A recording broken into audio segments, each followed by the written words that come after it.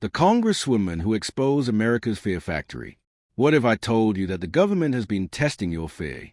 Not through polls or surveys, but by staging military operations in your neighborhood, then watching how you react from hidden control rooms. You'd probably think I was crazy. That's exactly what people thought about Congresswoman Jasmine Crockett until the classified files leaked. It started on an ordinary Tuesday morning in Los Angeles. Traffic crawled along Wilshire Boulevard as usual, but something was different. A convoy of armored vehicles rolled past the Starbucks on South Grand like they owned the street. Camouflage trucks, soldiers in full gear, no identification markings. At first, people thought it was a movie shoot. This is L.A., after all. But then someone live-streamed soldiers setting up barricades outside the federal courthouse. The clip went viral in minutes. No warning from authorities. No press release. Just boots on the ground in a silence that felt suffocating. Within 15 minutes, news outlets were scrambling. The lab claimed it wasn't their operation. The mayor's office wouldn't answer calls. Parents kept kids home from school. Businesses stayed closed. Even the morning radio hosts couldn't hide their panic behind forced calm. Meanwhile, 400 miles north in Sacramento, Congresswoman Jasmine Crockett was getting ready for what should have been a routine TV interview about budget allocations. Her aide burst in with an iPad, showing footage of the LA deployment.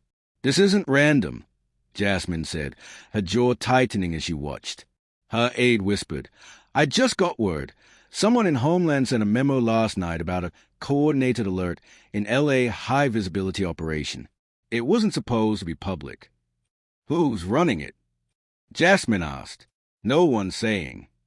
That's when Jasmine made a decision that would change everything. "I'm not sticking to their script," she told her team. "I'm going to talk about the people scared in their homes right now, wondering if they're under attack." At 1 p.m., she walked into that TV studio and did something that would shake the foundations of power in America. The interview started normally enough. The anchor, Craig Delaney, wanted to discuss budget votes, but Jasmine interrupted him cold. "First, I have to ask why no one in this room is talking about what's happening in Los Angeles right now. We've mentioned the military activity." "Military activity," she repeated, shaking her head. "There are tanks outside the courthouse, Craig. Families are staying home. People are scared.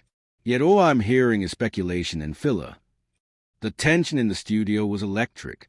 Behind the glass, producers were standing up. Then Jasmine dropped the bombshell. "I've seen the internal memo. I know about the alert that went out, and I know why it wasn't supposed to go public. This wasn't a response. It was a setup." She looked straight into the camera. Last week, Donald Trump stood in Reno and talked about getting tough on California. He used the words lawless zones. That was 5 days ago. And now, armed convoys in broad daylight. The control room erupted in chaos. Someone motioned to cut her MIC, but the director hesitated. The ratings were spiking. Twitter was exploding. "I'm accusing him of weaponizing fear," Jasmine continued, her voice steady as steel, using the military as a backdrop to send a message to anyone who dares question him. The segment ran 19 minutes without a break. By the time it ended, no one in the studio moved. A junior producer finally broke the silence. She just broke the internet. But the internet wasn't the only thing about to crack open. 5 minutes later, the first classified file leaked on Reddit. Most people ignored it. The site's full of fake leaks. But when a journalist opened it, they found something chilling: advanced civilian conditioning protocol schedule for LA metro area. Visual deterrence. Maintain narrative of coordinated local support. The documents were real. Official headers, security tags, embedded metadata. Jasmine had seen enough classified reports to know this wasn't some internet hoax. By midnight, the files had circulated everywhere. People shared screenshots on Instagram. Military veterans on YouTube confirmed the documentation style matched Pentagon civic stabilization drills. Then Jasmine received an encrypted message from someone claiming to be a DHS contractor. "There's more. If she's serious, she'll meet." It was signed Lewis S. Against the team's advice, Jasmine agreed to meet him at a truck stop in Oxnard. Louis Arano was waiting, nervous, trembling hands, but determined to talk. They call it Scenario G, he explained. It's not about martial law. It's a perception operation. They simulate crisis events without announcing them, then track how civilians respond. The real target isn't the location, it's the reaction.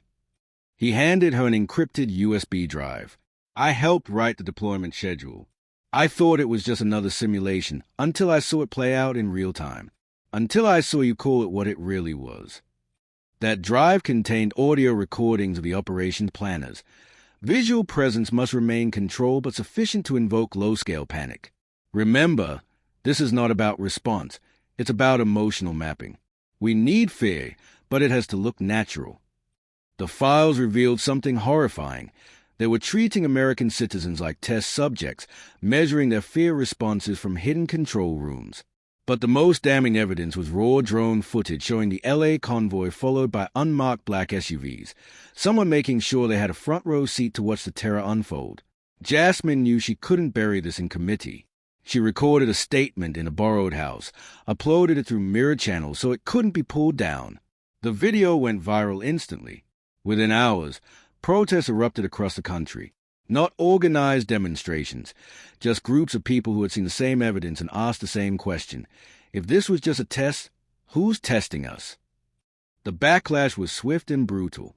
The Department of Homeland Security called the footage fabricated. Anonymous posts claimed Jasmine had staged everything.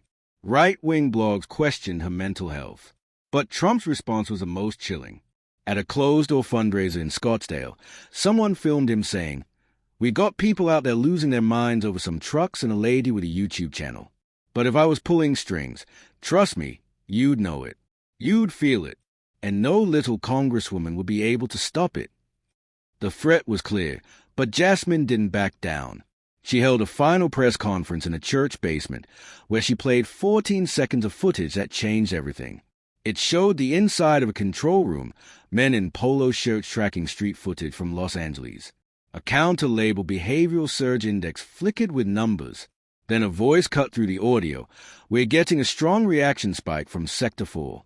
Camera 3 shows mother and child retreating. Log it under visual shock, passive response." 14 seconds of Americans' fear being catalogued like a lab experiment. "I don't need you to believe me," Jasmine said. "I need you to ask why we've accepted so much without asking who benefits." The video passed 10 million views in 3 hours. The hashtag #VisualShock trended globally. This wasn't just activists spreading it. It was moms, veterans, nurses, ordinary people who'd never talked politics before. 2 days later, Luis Serrano disappeared. No arrest, no statement, just gone. Jasmine's office was broken into. Nothing was stolen, but they'd searched through everything, looking for files she hadn't released yet. The House Ethics Committee summoned her for a hearing. She walked in alone and answered every question, offered every file. When asked why she didn't go through proper channels, she replied, "Because people were being manipulated in plain sight, and the channels you're referring to are the same one protecting the manipulation." They didn't expel her, but they didn't clear her either. She became politically radioactive. Donors fled. Staff quit. Colleagues stopped returning calls. But her audience only grew. She kept showing up community halls, college auditoriums, podcasts, anywhere people were still paying attention. Because once you've seen the machinery of fear, once you've watched it lie and adapt in silence, there's no going back. The most dangerous truths are the ones that make you ask what else you've ignored. Jasmine Crockett proved that sometimes one voice willing to risk everything can crack open a system built on our silence. The question isn't whether they are still testing us. The question is, what are you going to do about it?